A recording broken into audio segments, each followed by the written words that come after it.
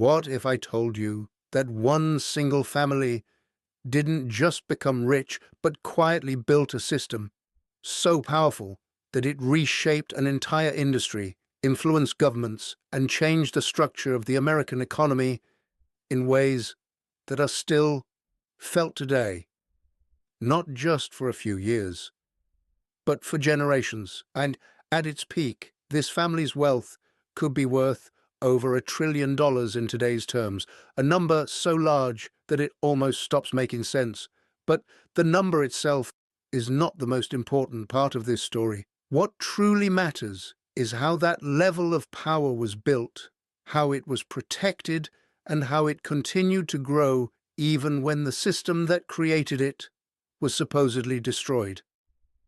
The story begins with John D. Rockefeller, born in 1839 in a small town called Richford in the state of New York.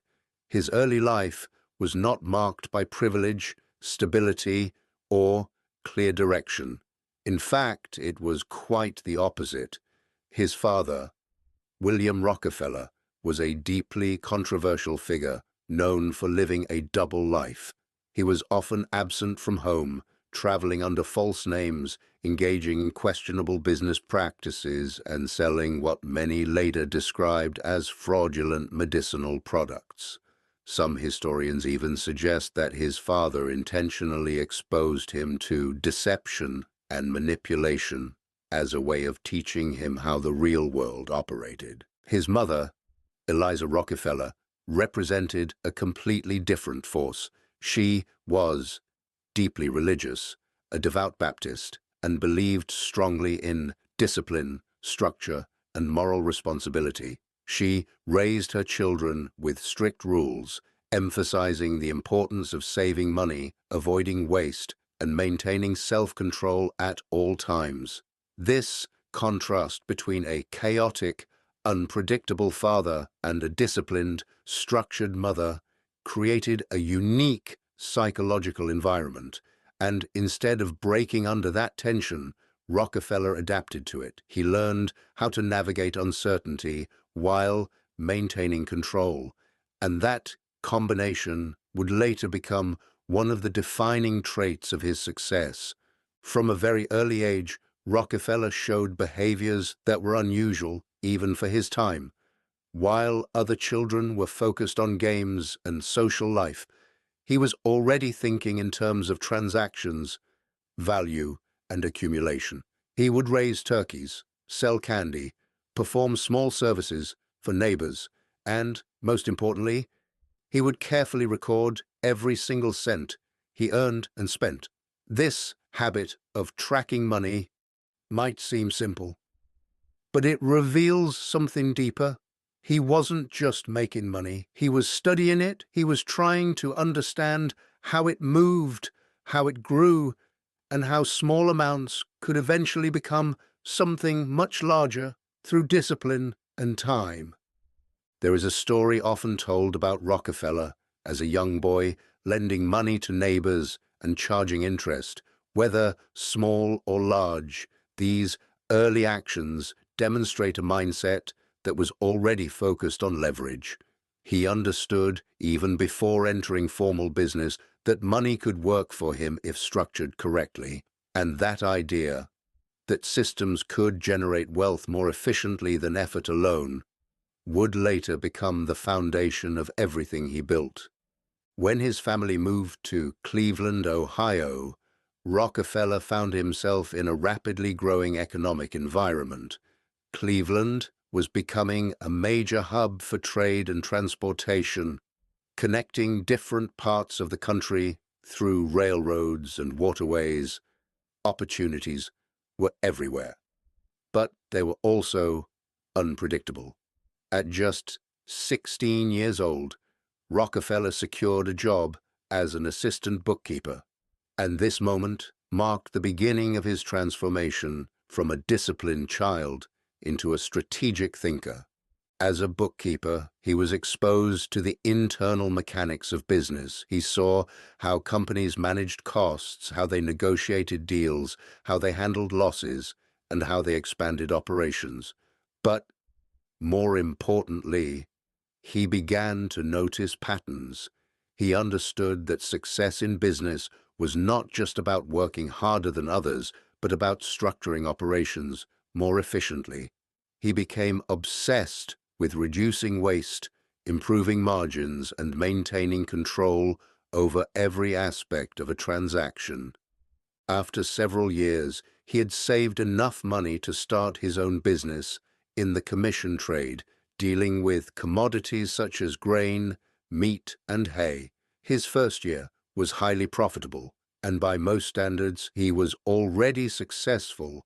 But Rockefeller was not interested in short-term success. He was looking for something bigger, something scalable. That opportunity came in the form of oil. In the late 1850s and early 1860s, the discovery of oil in Pennsylvania triggered what could only be described as an economic frenzy.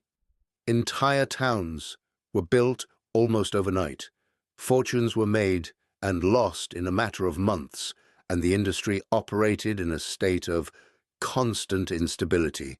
Most people entering the oil business were focused on drilling, hoping to strike oil and generate quick profits. But Rockefeller saw a fundamental problem with that approach. Drilling was unpredictable. Refining, on the other hand, offered control. So instead of chasing oil itself, he focused on refining it.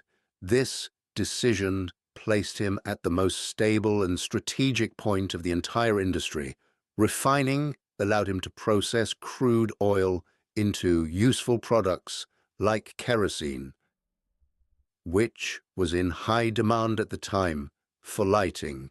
By controlling this stage, he could operate regardless of fluctuations in drilling success.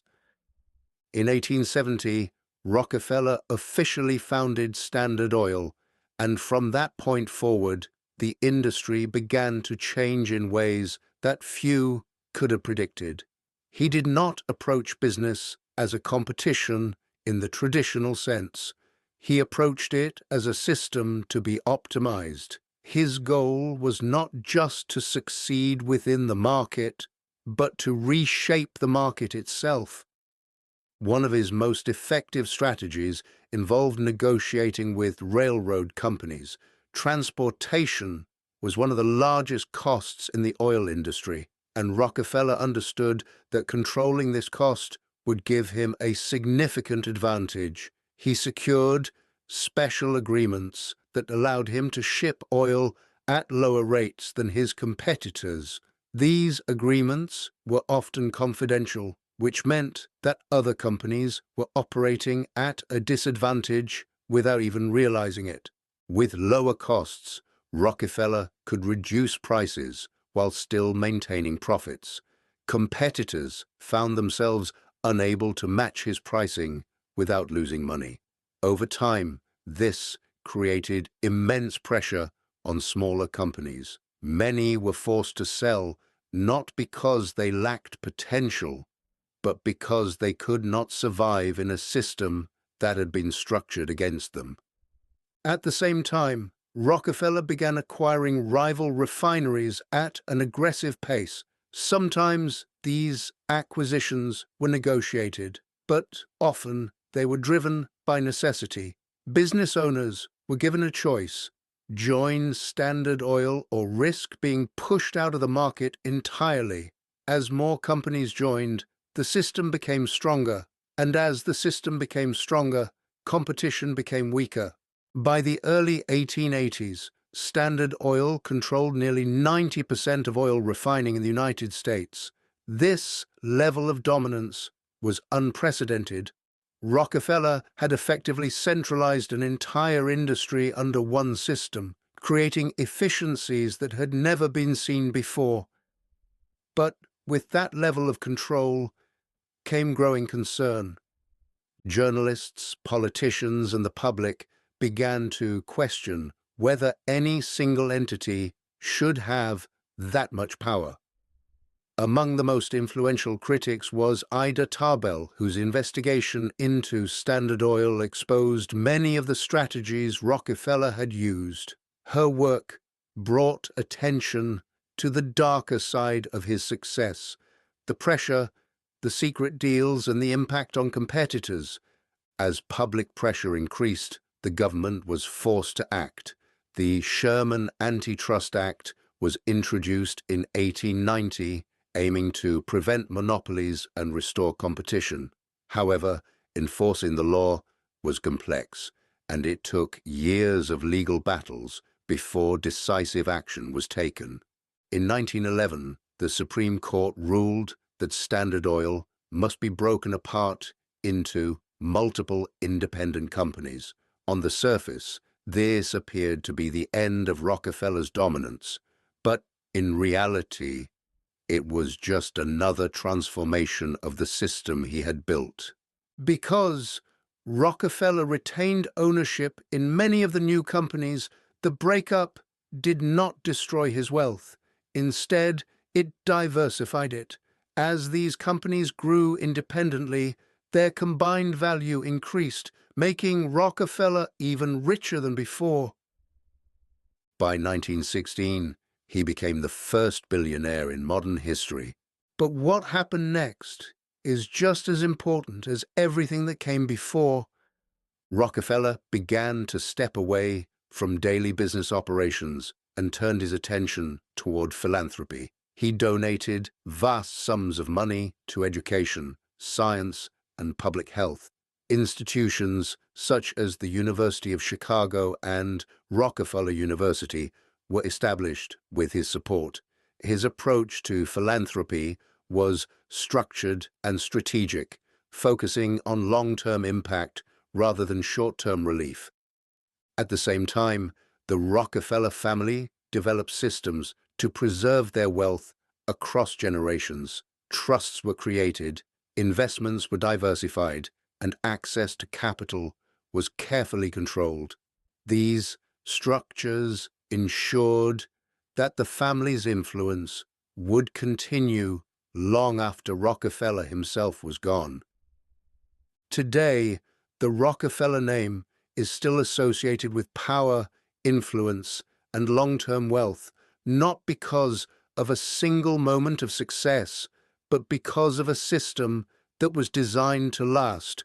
And when you step back and look at this story as a whole, you begin to realize something important. This is not just a story about wealth. It is a story about control. It is a story about systems. And it is a story about how power can be built quietly, structured carefully, and extended across generations in ways that most people never fully see. Because once you understand that, the real question is no longer how Rockefeller became rich. The real question is how many others learned from him. And how many of those systems are still shaping the world today without anyone even noticing.